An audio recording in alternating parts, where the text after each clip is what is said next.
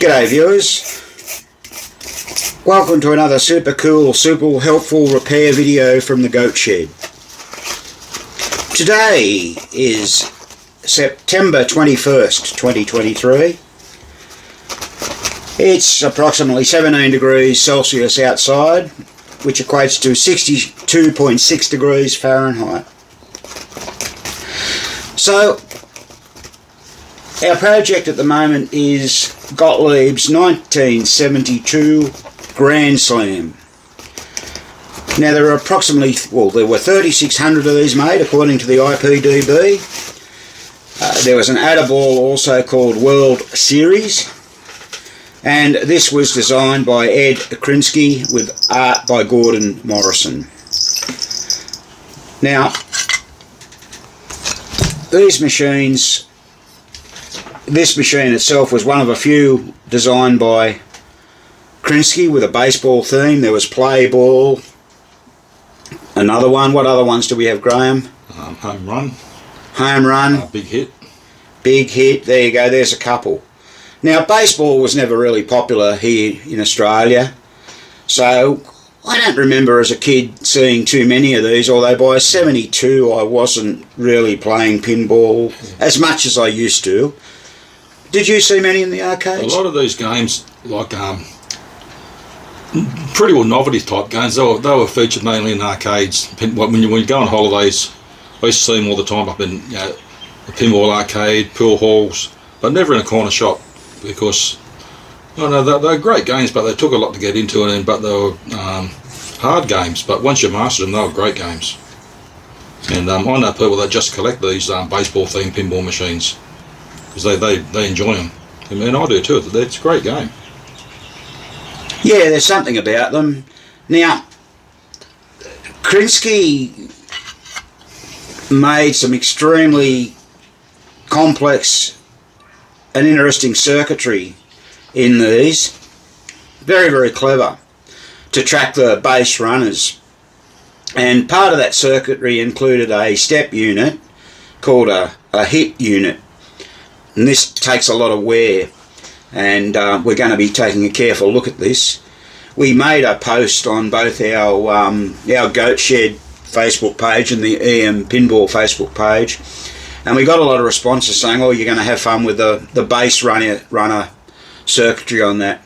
Well, we may well do. We know they're interlock relays, A, B and C, and I think the reset relay may also be an interlock relay. I haven't looked inside yet. This game was brought up to our Pinfest we just had on the past weekend, and it started to play up there, and the owner asked could he drop it in to be repaired. Allegedly this was bought, fully serviced, and all good to go. Now he's had it a number of years. I don't know how often he plays it, but yeah, I'm sorry to say it wasn't fully serviced.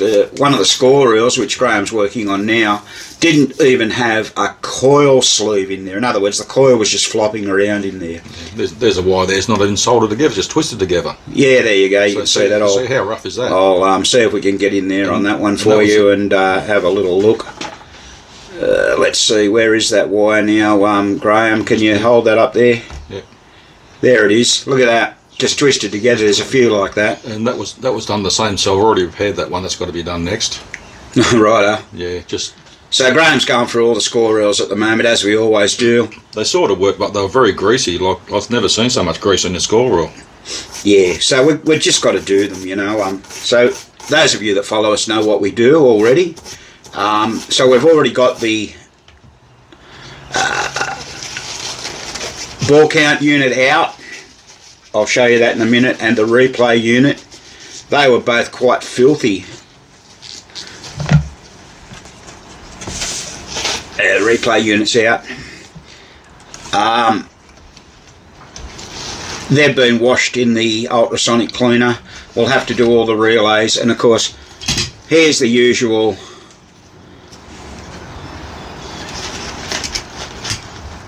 operator hack. The spring is cut. Well, not cut, they've just twisted it over. I mean, that's what they did in the field to make these work instead of pulling them apart and servicing them. Yeah. Now, I've said this before, I get it, you know, these things are out there to make money, that's true, but for God's, like, if I was an apprentice and I did something like that on a typewriter, I would have got a kick up the bum and a whack across the head, and I'd probably be told to go home for the day. So, you just don't do that. But, once again, they did, so we're going to fully service that unit, as we'll service all the relays. And remember, one of the things, you got the small screwdriver there, Graham? Yes. One of the things that we always do on relays, and that everyone should do, always make sure that the screws are tight in the stacks. That's loose. See that? I didn't have to apply much pressure on that. I'm trying to do this left-handed and I'm right-handed. So you need to check every screw. We'll go through that when we do them and check them all, but this one will be loose as well. Yeah, look at that. Okay, tighten them up. The wafers in the middle there, they shrink as time goes by. So you've got to do that. The switches on the ball count unit aren't all that good, so we'll clean them up in a moment. We'll get the Dremel and look how grungy and grotty they are where they rub, and so we'll fix all that up as well. Same with the ones on the replay unit. Where are they? They're just as bad. Fix them up.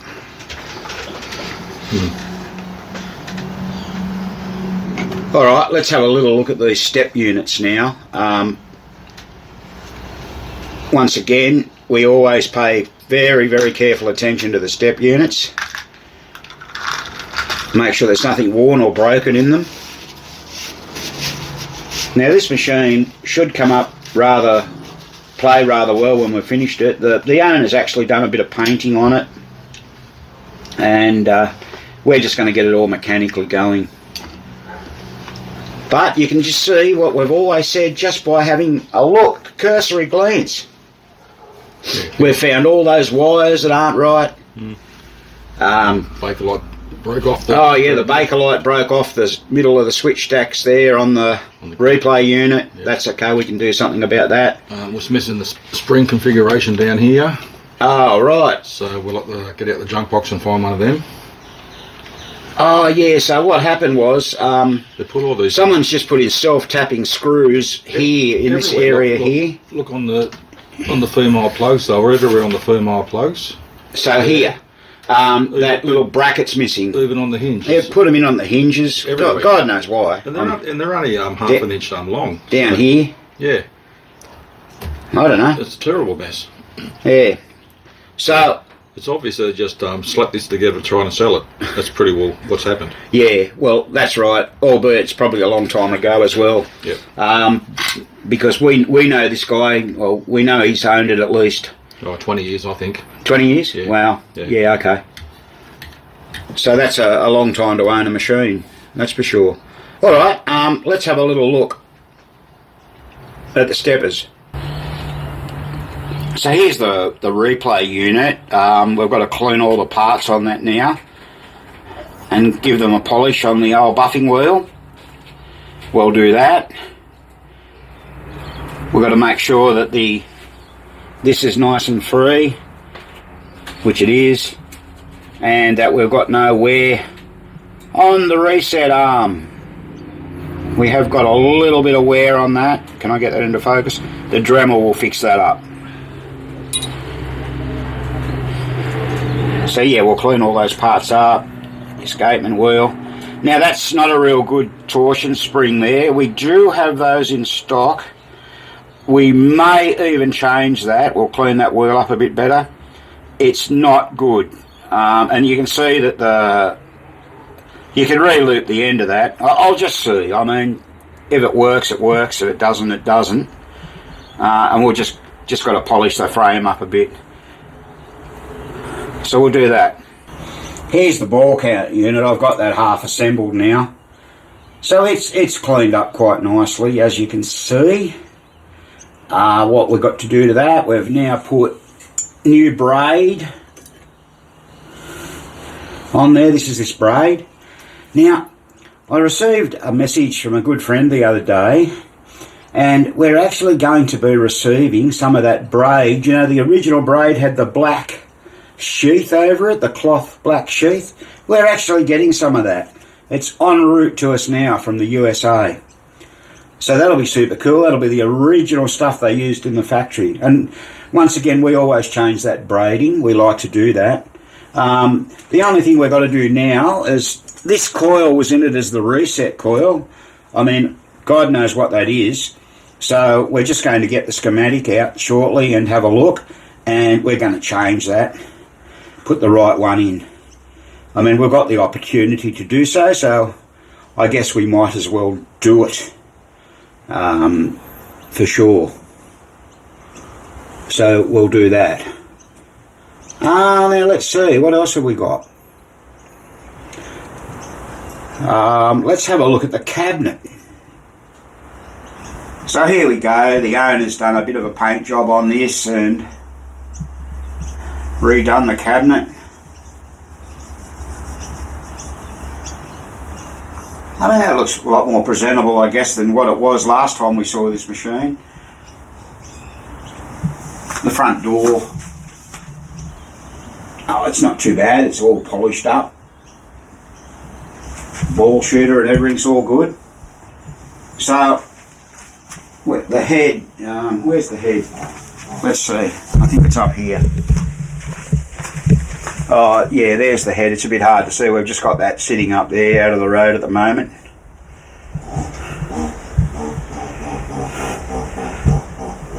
So what we'll do now, we'll get on and finish all this, and then we'll get onto the motorboard and see how that comes along. There's a sign was gifted to us on the weekend. Goat Shed, a New York number plate by our good friend Russell Lilly from Queensland. So thanks, Russ. We were very pleased to receive that.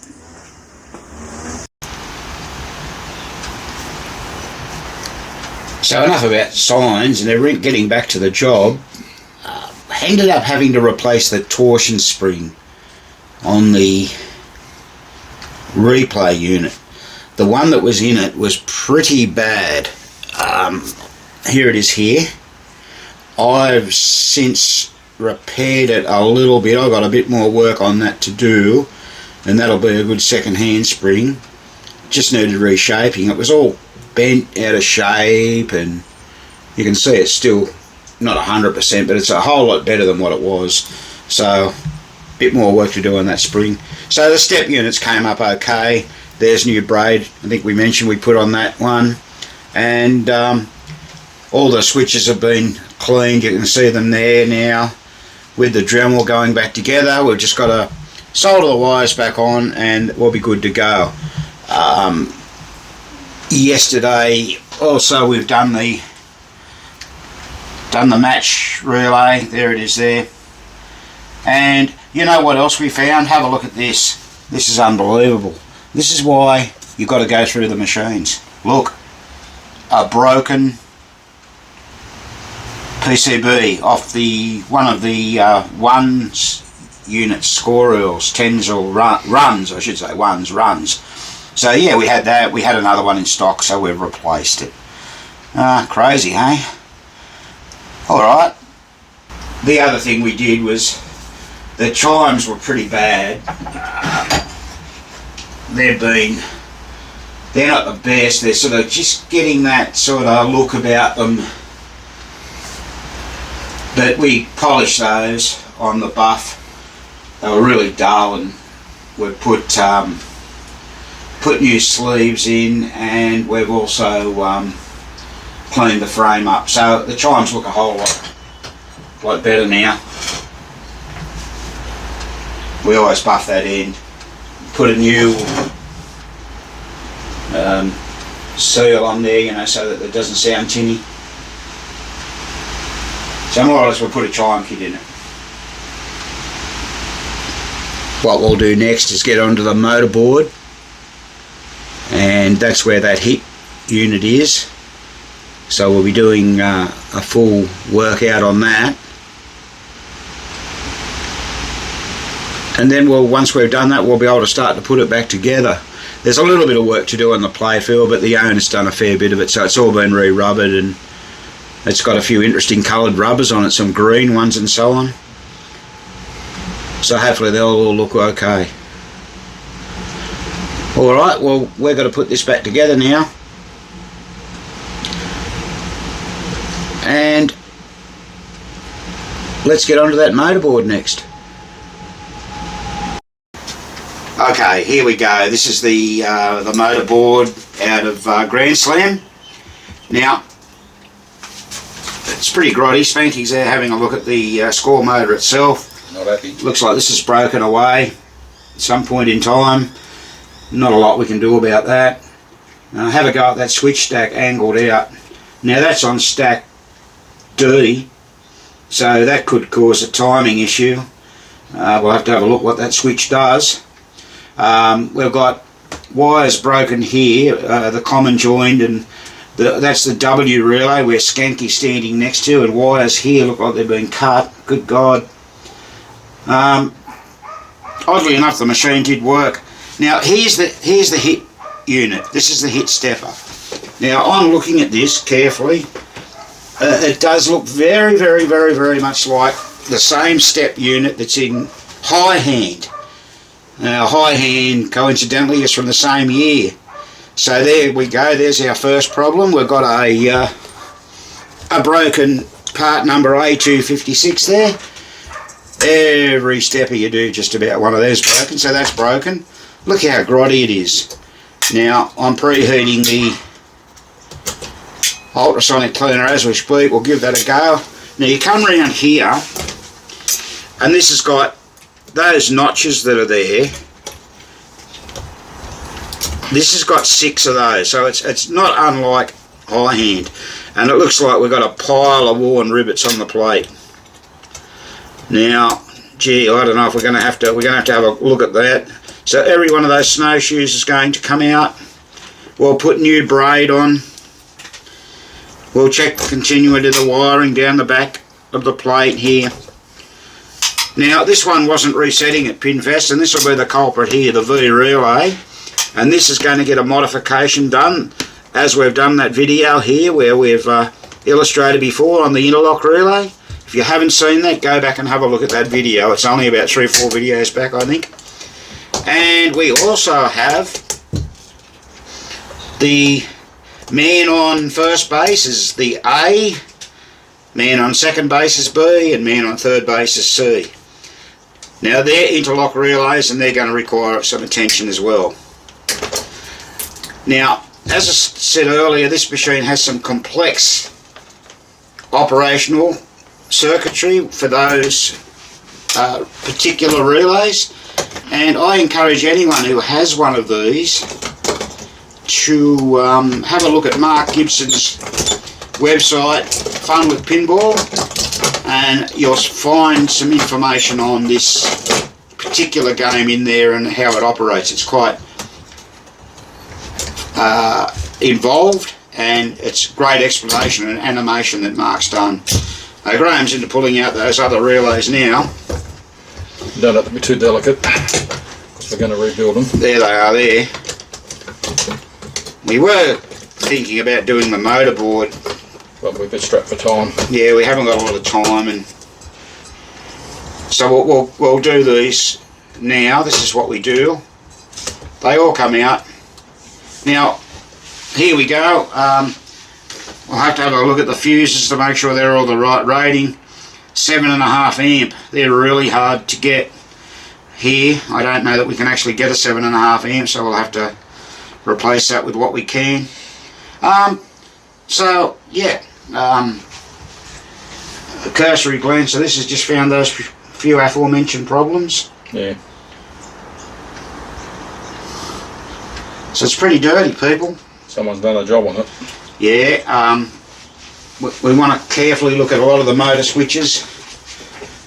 Some of them don't look too good. No. We'll clean that score motor up a bit, the cam. Looks like someone's just put a strengthener in there where the brake is. Yeah, the motor brake. Notice this here, it's got, get out of the road, Spanky. It's really tight. It's just like It's got like a, I don't know what that is. Straight bit of hacksaw blade or something on it. We do have those in stock. Yeah, we can put a new one on. Put another one on. Alright, so lots and lots of work to do here. And let's do this first. Let's get this... Pull that down and get it in the machine. Clean it up. Yeah, it's really, really bad. Especially those rivets. I think we might have to replace a few of those rivets. Yeah, we may well do. So I can get straight onto that. Clean those snowshoes up and see if we've got to replace any of them. Yes. What do you reckon, Spanky? But a lot of switches are bent. See, look at that. That's not original, surely. No, that's definitely not. That bad. Well, let's have a look what that switch does. Just one moment. So that bent switch there, 4D, opens the circuit to the ball in play and tilt lights. So yeah, that's definitely not right. Anyway, we'll have to have a look at that, won't we, Spanky? So let's get this stepper out and clean it up. Now, just to give you viewers an idea of what goes on here, you can see this snowshoe here is sitting down. If I hold it down there lower, that's because it's actually stuck. It's just stuck there. It's come back up now. It's really stuck. Look at that. Now, we're going to replace every snowshoe on this, I'd say, if we've got enough, hopefully, or we'll have to file them. I think we should have enough. We can file them. You can file them, see how they get flat. You can file them round again. All the rivets on here are pretty bad. I mean, gee, what do you do? I don't know that we've got enough rivets left at the moment. So we're going to have to clean them up and just see how we go. This switch here, it's pretty bad. And what we did notice, it's barely touching when it was pushed in. So that's your run switch. There's a closer look at the broken part there, the drive arm upstop. So you can get a lot of different problems, and you'll note even under spring tension, the reset arm isn't really working real well.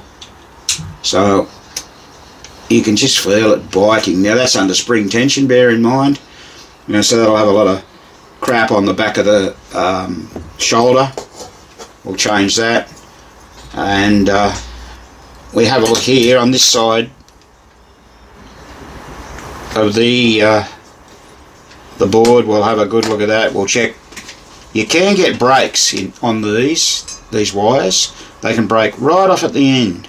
So we always generally, while we got it apart, put a meter on there and make sure that it's okay.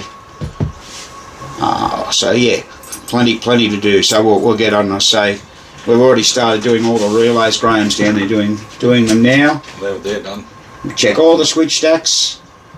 We'll do them on the other side because we've got to pull all these apart, I would say. Yeah, so we're going to pull, as I mentioned, we're going to pull all the armatures out of these 4 interlock relays, most important. Alright, just wanted to show you that, so that should clean up a whole lot better than what it is. It looks very, very, very grotty. We'll have to pay careful attention to the escapement wheel to make sure no teeth are worn. Sometimes you've got to file those. As I said, this is the same as the stepper in high hand, and they're very critical, so especially when they fall in the notches. These notches here, they're 6 notches. Alright, so let's get in and do that. Right, so here's the hit unit stepper all back together, a whole lot cleaner than it was. So we had to replace, you can see the new drive arm upstop there just to the left, the very shiny part there. We've put new snowshoes in it. We weren't able to replace any rivets as we don't have any. We've put new braid on, as you can see. But we've serviced all the relays on that side, and we're about to do the latching relays. We've still got to do those. But while we were looking at the score motor, we found a couple of badly, that's 4B I'm pointing to, the switch stacks were all bent. I'm just trying to find those. So that actuator on 4B was bent, as well as the one on 1B, so someone's had a lot of fun with that. But while we were investigating, we found something that we've never seen before. Now, what it is, if you're looking down at this score motor, like we are here, you may or may not notice it, but that's the shaft coming from the motor, and that's the top of the cam. Now, see how there's a big gap in there? Well, that's not normal. I can shove my whole spring hook down there. What somebody has done at some point in time of this game, they've actually changed the whole motor assembly and put the incorrect one in. They put a thin shaft, early 60s shaft in to a later cam. So in other words, we've got a skinny motor shaft and a large diameter hole motor cam. Let's start this up and show you. It's a little bit hard to see, but the gap changes at this point here. Now what I'm going to do, I'm going to stop the motor and manually move it. Let's have a look at the gap here. Now let's spin the motor.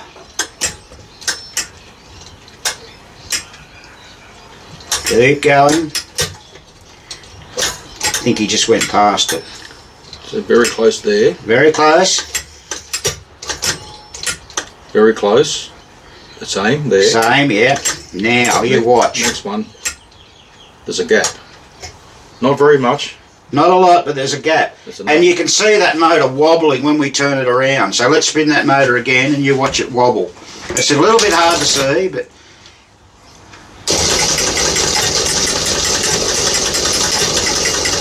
I don't know how that's going to show up in the video. We've never, ever, ever seen anything like that in our life, have we, Spanky? I think it's been a fast machine. Yeah, this is our suspicion about this machine. Someone was going to scrap it for parts and then all of a sudden said, oh, we can sell this.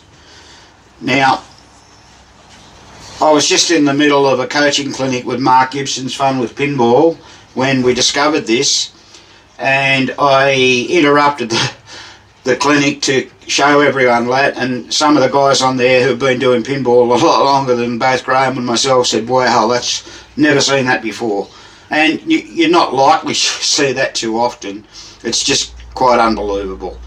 So it just goes to show, you know, what you can find with these machines, and lucky Graham's evil eye spotted that. All right, well, so we've got to change over a motor and cam now. Fortunately, we have those around somewhere. When did they change the cam? Just the motor? Just the motor, sorry, yeah, because the camshaft's right, yeah. So we've got to do that. Now, as I said, we still haven't done these interlock relays, but we've got to get onto those as well. So we're carrying on with this motorboard. So we've now changed the motor over, and as you can see, we have the thicker motor shaft, you know, so the spring hook doesn't fall through there anymore, and it's all been fitted. While we're on the job, we fitted a motor jack. This isn't normally in these era games. We like to have those where we can, so we put that in as well. All that does is take that plug out and you can put it in there where there's nothing connected to it. As you can see, the wire there, and it's in your service mode, so when you spin the motor with the power on, everything still actually works. You actually slowly can turn things and make them work. So that's what the motor jack is. It's in a lot of the games. So we're now onto the There's the V relay, that's all been done, and you can now see we've made that modification. We've just got another couple to do there. So what that does, by grinding that piece away, which is normally flat, it reduces the, I suppose, what would be the right word? Well, it reduces the metal area where that relay actually works. Latched, unlatched, latched, unlatched, and minimises the residual magnetism, which obviously builds up over a period of time. Now, as it was pointed out to me, apparently that little bit of brass there was designed to minimise that residual magnetism, and there's also one over here on this one. Get in there and we can see it. There it is there.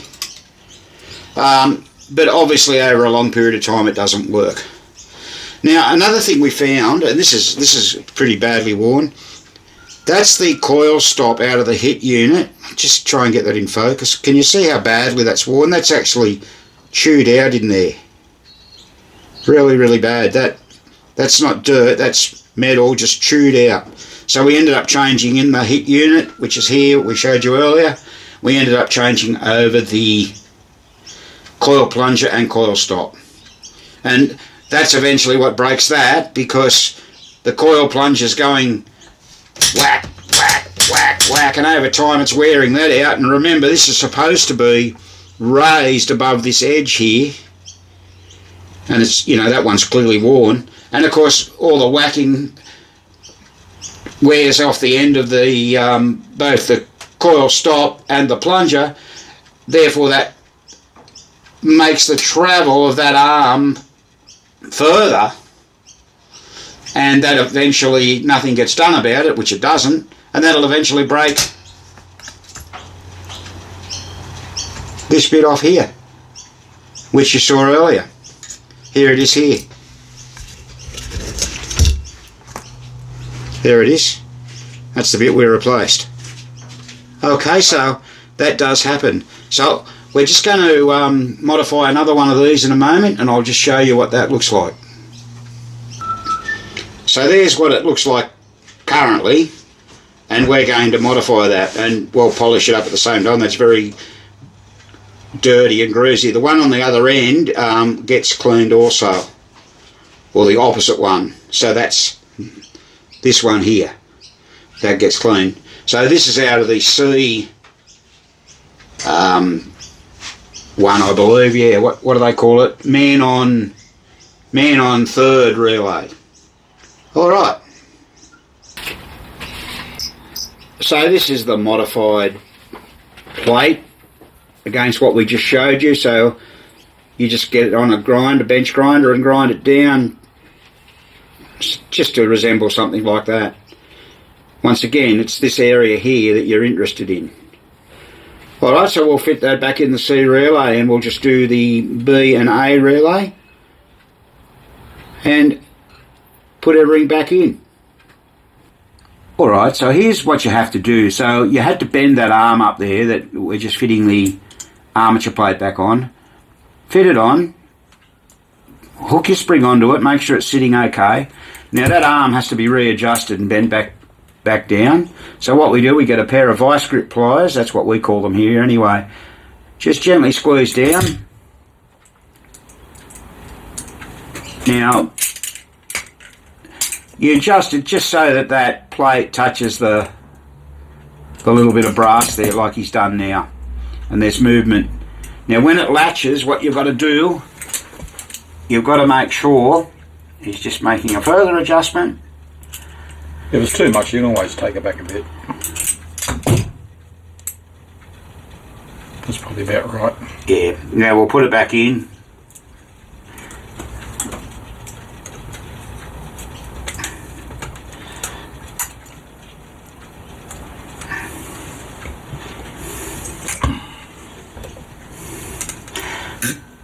There are these screws here, those two there, that you can use to do adjustment on the throw, but largely once you've done this, you really normally don't need to do that. Now he's got it back in place. He's got it latched, and yeah, so let me just show you that. We'll get that blue wire out of the road. Latch it up there. No, it needs a bit more adjustment. Needs a bit more adjustment. Right, that. So this arm here is too far away. It needs to go to the left, and that's what he'll do. So using this to illustrate, you can see there the cover. Now, if I let that go and relatch it, see, you just got a little bit of cover, maybe 1/8 of an inch, maybe a bit more. Can you see that? Do it again. So, this is how far it lets it travel. See that? And you got that cover. That's perfect. Well, the C relay, we weren't quite happy with it, so we're actually going to adjust the bracket. What we discovered, the coil in this one was loose. So I think someone's adjusted the bracket and not realised that the coil was loose. Would you concur with that, Graham? I think so, yeah, but we don't like adjusting this because you really shouldn't have to, but sometimes... Well, sometimes you've got to do it. We're not getting enough upstroke. It's not bad.